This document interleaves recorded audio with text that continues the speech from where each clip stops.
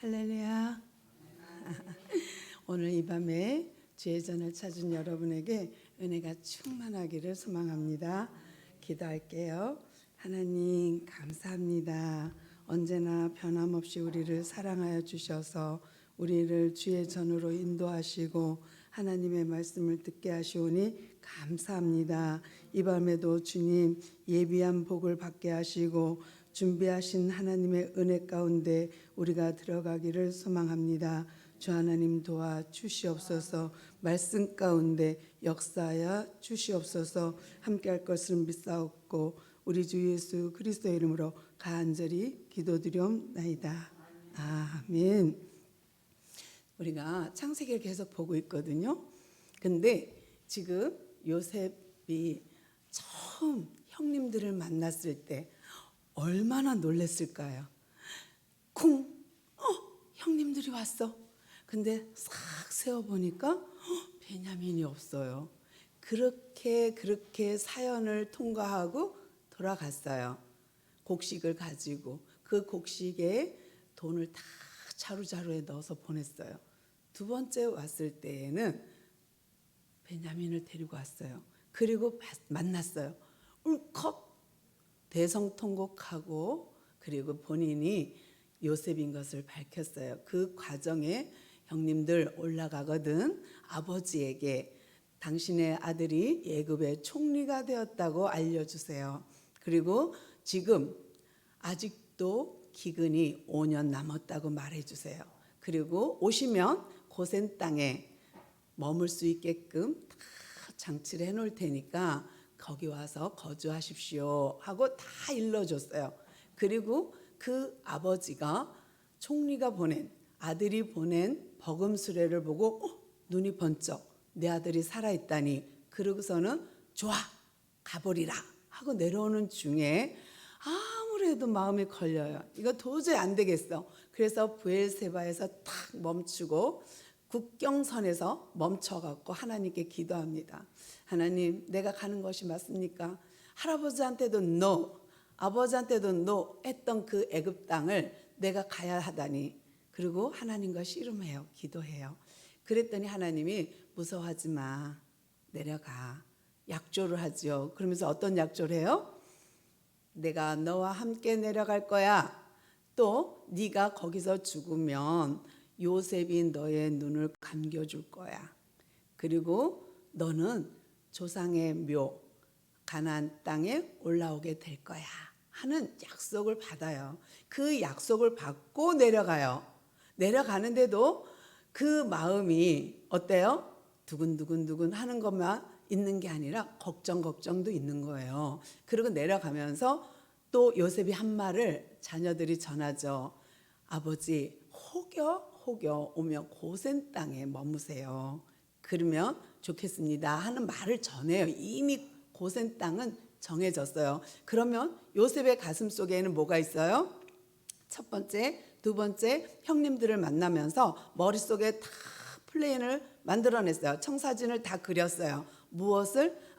아직도 기근은 5년 남았어. 그렇다 보면 우리 아버지 형제들이 와갖고 머물 곳을 만들어야 돼. 근데 우리는 히브리 민족이요 하나님을 믿어야 되는데 이 애굽 문화와 섞이면 그러면 하나님 기뻐하지 않는다는 걸 알고 있어요. 뿐만 아니라 이 고센 땅은 고립지역, 산간지역이에요. 평야가 아니에요. 그러니까 농사를 짓는 나일강 평야 이런 쪽에 있는 애굽인들은 거기가 좋다 하지만 요셉이 생각할 때에는 고센 땅이 최고인 거예요. 왜냐하면 애굽 사람과 경계를 이룰 뿐더러 또 거기는 땅으로 그냥 투기나 이런 걸로 봐선 별 볼 일 없어요. 농사 짓는 걸로 생각해도 별 볼 일 없는 땅이에요. 그런데 뭐로만 생각하면 최고의 땅이냐면 군사적으로요. 군사적으로 보면 최고의 땅이에요. 왜냐하면 가나안 땅에서 내려올 때는 브엘세바가 국경선이고 경계선이에요. 제일 남쪽. 근데 이 애굽 땅에서 보면 고센 땅이 경계선이에요. 그래서 애굽할 걸 생각하면 최고의 땅이에요. 그리고 거기에 목축하기가 딱 좋은 땅이고, 그리고 경계를 딱 가지니까 구분되고, 이 문화가 섞일 것이 많이 걱정됐는데, 고립 지역이기 때문에 고센 땅은 그거에 염려를 많이 내려놓는 땅이에요. 그러니까 미리 예견했어요. 미리 다 계획 짰어요. 그리고 자기는 총리니까 궁궐 옆에 사저가 있죠. 관저가 있죠. 그런데 이 고센 땅 근처에 벌써 자기 집을 다 장만해 놨어요. 그래 놓고 뭐라 그래요? 형님들한테, 아버지한테 말하세요. 가서 내려오라고. 그리고 가까이 거하세요. 가까이. 그러니까 지금 이미 요셉은요, 고센 땅에 세컨하우스가 있는 거예요. 그러면 어떻게 되겠어요? 이제 애굽 왕이 바로가 만날 거예요. 접견할 거예요. 왜? 총리 부모가 왔으니까. 은혜를 입은 자의 부모가 왔으니까 만날 거예요. 근데 만나서 무슨 말 할 것까지도 요셉이 다 그 입에 말을 넣어줘요. 그 이유는 경계가 될까봐, 대적 관계가 될까봐 경계선을 풀기 위해서 정치적인 발언을 할 수 있도록 다 장치해요. 그러니까 요셉은 하나서부터 열까지 다 계산한 거예요. 그러니까 어디 와서 거주할 건지, 어떻게 살아야 될지, 또 바로 왕한테 가면 무슨 말을 해야 될지도 다 예행 연습 시켰어요. 리허설을 싹 시켰어요. 그리고 나가서 이제 오늘 47장에서 요셉의 인도에 따라 이제 야곱의 가정들이 가야 돼요. 가서 다 가는 건 아니에요. 조금만 일부만 가서 접견을 하게 됩니다. 그 과정을 오늘 볼 건데요. 47장 1절부터 함께 보겠습니다. 시작.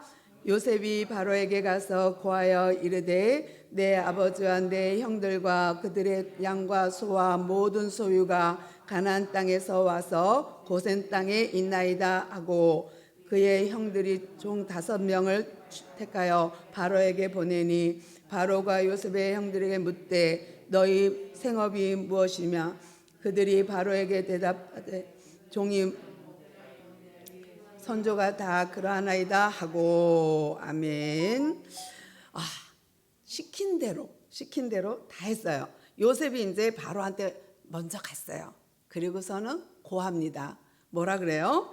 우리 아버지와 형제와 소와 양떼가 다 왔어요. 재산을 다 끌고 왔는데 그들이 어디에 있어요?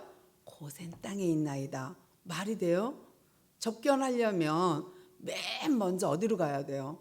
바로 왕한테 먼저 가야죠. 그런데요, 요셉이 다 작전이에요. 지금 요셉은 바로 왕한테 가서 만약에 100분의 1이라도 바로가 기분이 좋아. 아이고, 우리 요셉 총리 가족이군요. 내가 환대하는 마음으로 이 수도에, 이 한양에, 이 수도에다가 당신들의 집을 멋지게 지어드릴게요. 여기 사세요. 그러면은 큰일이에요. 그러면 계속 감시받아야 되고, 감시받을 뿐만 아니라 이 일거수일투족이 다 보고가 될 거예요. 왜요? 요셉 자신도 그렇게 결혼했잖아요. 바로가 믿어주는 것 같지만 아내를 두고 계속 감시하는 중이에요. 못 믿죠. 정치인이 누굴 믿겠어요. 옛날 왕들이 누굴 믿겠어요. 아무도 못 믿죠. 하다못해 기미상궁도 둘 정도인데, 잠자리도 그날 밤에 어디 가서 잘 건지 말 않고 잔다는데 얼마나 불안하겠어요. 그러니까 어떻게 하겠어요? 요셉의 측근 아내를 두어서 감시토록 하잖아요. 이런 모든 상황을 요셉이 알고 있기에 요셉은 함부로 아버지를 데려갈 수가 없는 거예요. 그러니까 다 시킨 대로 다 입 맞춰 놓고 바로 왕한테 왔어요, 요셉이. 그리고 뭐라 그래요? 고센 땅에 있나이다. 그러면 기분 나쁘게 생각하면 왜 고센에 있어? 안 들어오고? 나한테 보여야 될 거 아니야? 이러면 큰일 나요. 그러니까 이 분위기가 살얼음판이에요. 그냥 읽으면 살얼음판이 아닌데 상황을 알고 나면 이건 되게 조심스러워요. 왜냐하면 지금 이주하잖아요. 이민 왔잖아요. 난민이 온 거나 마찬가지예요. 근데 이 난민 자체가 위협적인 존재라고 여겨지는 순간 그때부터는 걷잡을 수 없는 거예요. 그러니까 이 난민이라 할지라도 위태롭지 않아야 돼요. 위협적인 존재가 아니어야 되는 거예요. 그러니까 요셉은 정치적으로 나갈 수밖에 없는 거예요. 그러면서 뭐라 그러냐면 고센에 있나이다 하고 고백했어요. 그리고 나니까 그 형들 중에 몇 명만 10명인데 5명만 데리고 들어가요. 우리나라도 마찬가지죠. 3, 셋 하면은 기분 좋잖아요. 셋 하면. 근데 외국에는 럭키 세븐 해서 7을 좋아하죠. 또 어떤 네잎클로버 해갖고 또 4개를 좋아하는 지역도 있어요. 근데요, 우리나라는 3을 좋아해요. 근데 애굽은 5를 좋아해요. 5. 그래서 지난번에 봤죠. 맨 처음에 베냐민을 데리고 오는 순간 밥상을 차렸는데 베냐민은 몇 배로 주었다? 5배로.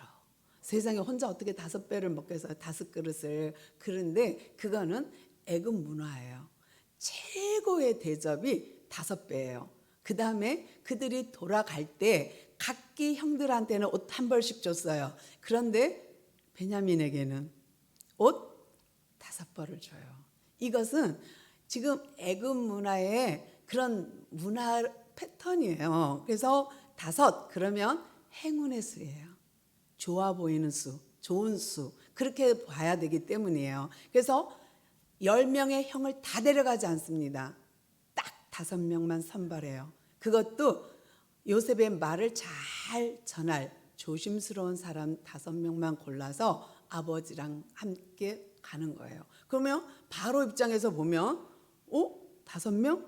아, 기분 좋은데 이렇게 되는 거예요. 그러니까 요셉은 하나서부터 10까지 다 조심스러운 거예요. 조금씩 접근하는데요. 왜 그럴 수밖에 없냐면 바로가 곧 신이기 때문이에요. 바로의 말 한마디가 법이기 때문인 거예요. 아차 잘못하면 그게 무슨 소리입니까? 고센이라뇨. 그 멀리 계시면 어떡합니까? 이 수도에 와서 살아야지요. 이 말 한마디면 끝 안 되는 거예요. 그러니까 요셉의 치밀한 계획 속에는 형님들 5명만 선발 그렇게 해서 바로 왕 앞에 세웁니다. 그리고 그들이 바로 앞에 딱 형들이 섰어요. 그러니까 예상대로 생각한 대로 바로가 묻습니다. 너희 생업이 무엇이냐? 그러니까 약속한 대로 형님들이 말을 합니다. 네, 바로 왕이여, 우리들은 목자입니다. 우리 선조가 다 그러합니다. 그러면 어때요? 듣는 사람이 지금 바로가 목축업은 애굽 땅에서 하찮게 여기는 직업이에요. 그러니까 너무 하찮게 여겨 그 사람들을 없이 여기고 경홀히 여기고 무시하는 경향이 있는데 우리는 대대로 그렇습니다 라고 대답을 하게 한 거예요. 그들이 목축만 한 건 분명히 아닌데도 불구하고 그렇게 대답을 하세요 했기 때문에 형님들 5명이 한 목소리로 우리는 선조로부터 이렇게 생축 그러니까 살아있는 동물들을 키우는 육축하는 사람들입니다 라고 대답을 한 거예요. 그러니까 지금 한마디 말이 삐끗하는 순간 거짓말쟁이가 되고 너희들 뭐야? 누구는 농사짓다라고 누구는 목축했다 그러면 안 되는 거예요. 그러니까 다 그냥 맞춰서 살금살금 다가가는 거예요. 함께 또 읽어볼게요. 4절부터입니다. 시작.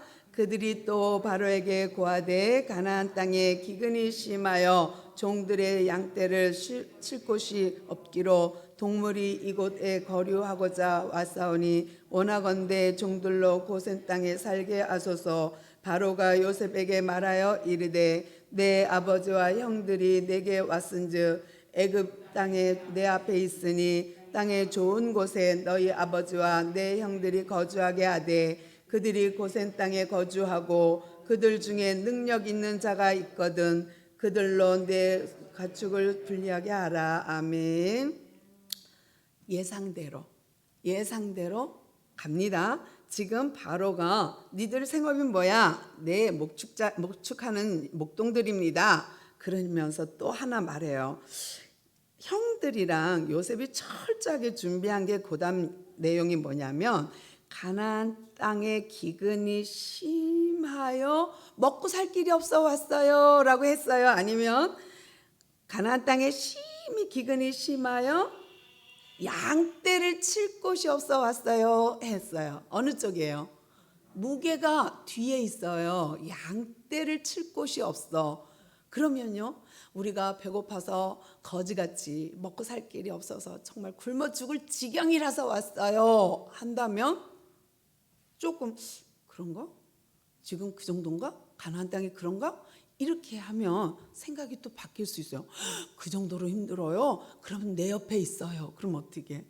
그런데 고센 땅은 목축하기 좋은 곳이고 수도권은 농사짓기 좋은 곳이에요.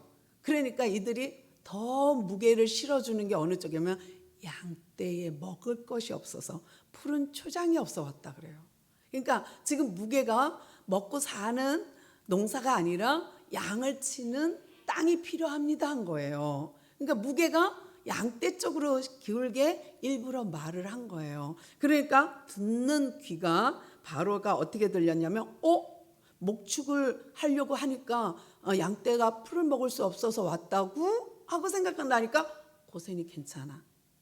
그러니까 이들이 좋은 쪽을 선택해 주고 싶었어요. 그러니까 바로가 뭐라 그래요? 내 눈앞에 요셉한테 말해요.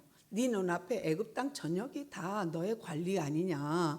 좋은 곳을 선택하여서 너희 부모와 형제를 줘라. 이미 선포했어요. 그런데도 불구하고 이들이 먼저 고센 땅에 있나이다. 고센 땅에 살게 하소서 지들이 결정해.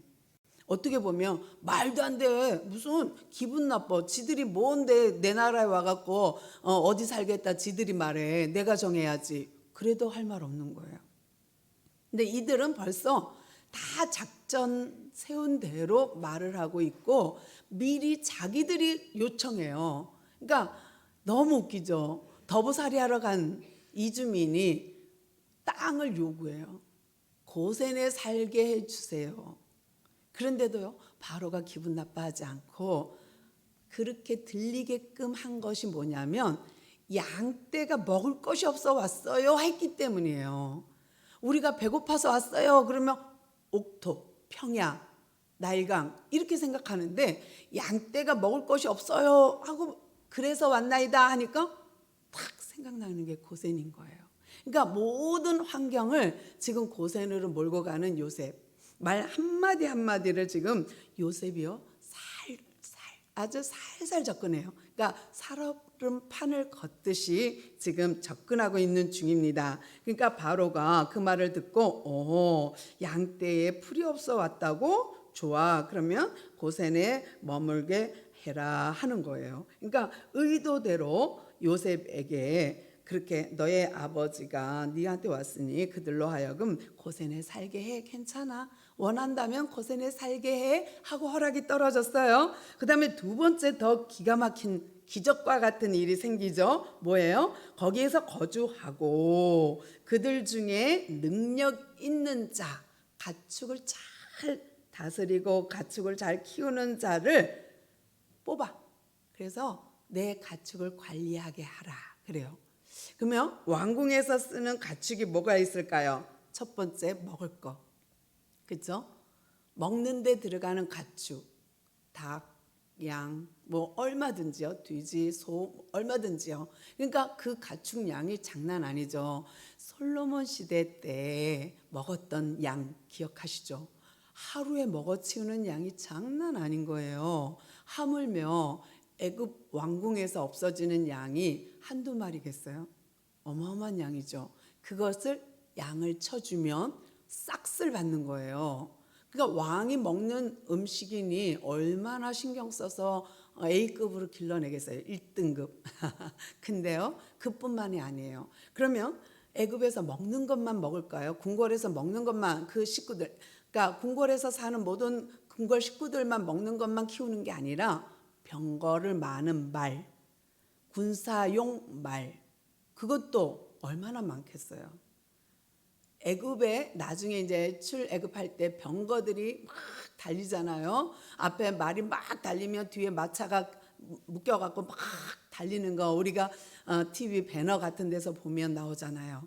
그 말 한 마리 한 마리를 키워내는데 또 싹쓸 줘야 되잖아요. 장난 아닌 거예요.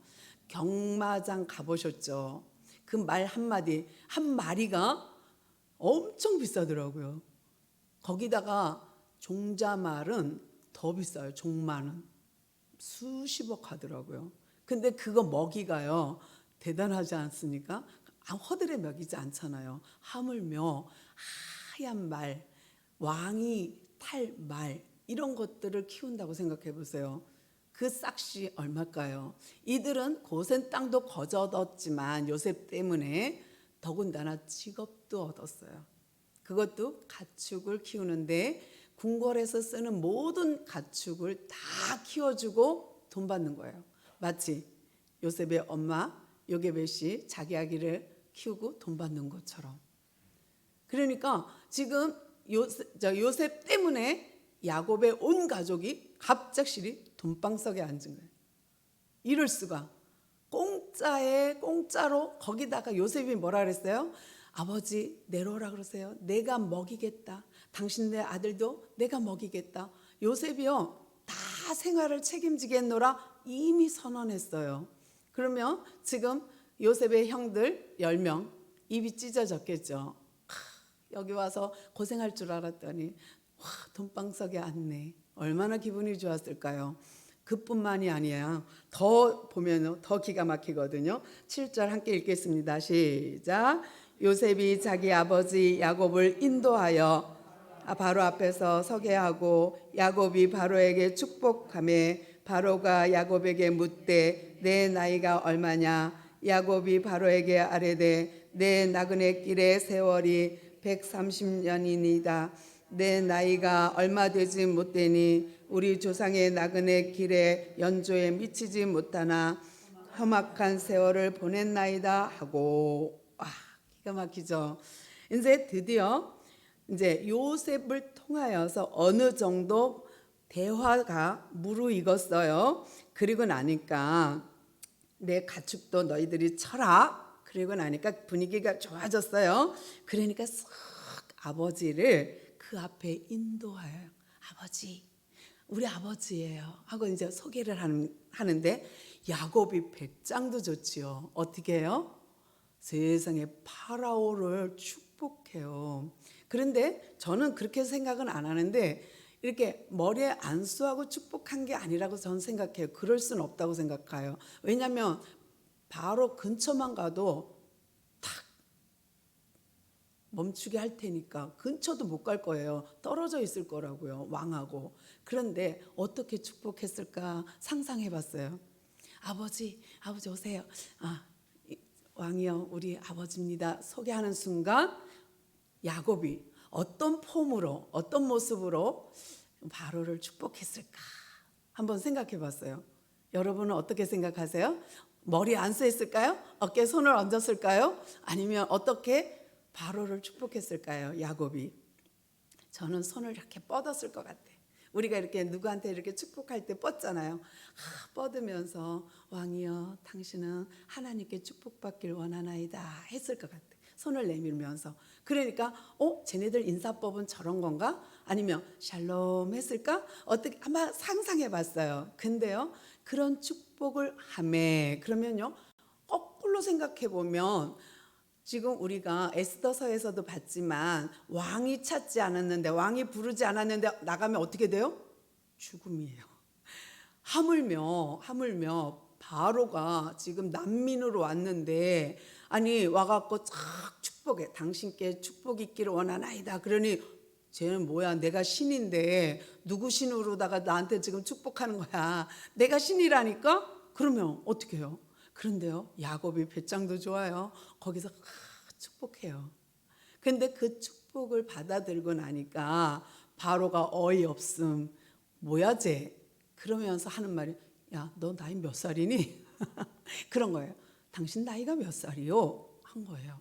아차 잘못하면요 또 살얼음판인 거예요. 삐끗하면 큰일 납니다. 그런데도요, 야곱이 주의 이름으로 그를 축복해요. 하나님의 이름으로 축복해요. 그런데요, 이 바로가요, 그것을 노여워하지 않고 몇 살이요? 하고 물으니까요, 야곱이 대답하기를 내 선조에는 미치지 못하나 험악한 세월을 살았나이다. 여러분 어떻게 이 뉘앙스가 있나요? 아브라함은 175세에 죽었어요. 이삭은 180세에 죽었어요. 지금 야곱의 나이는 130이에요.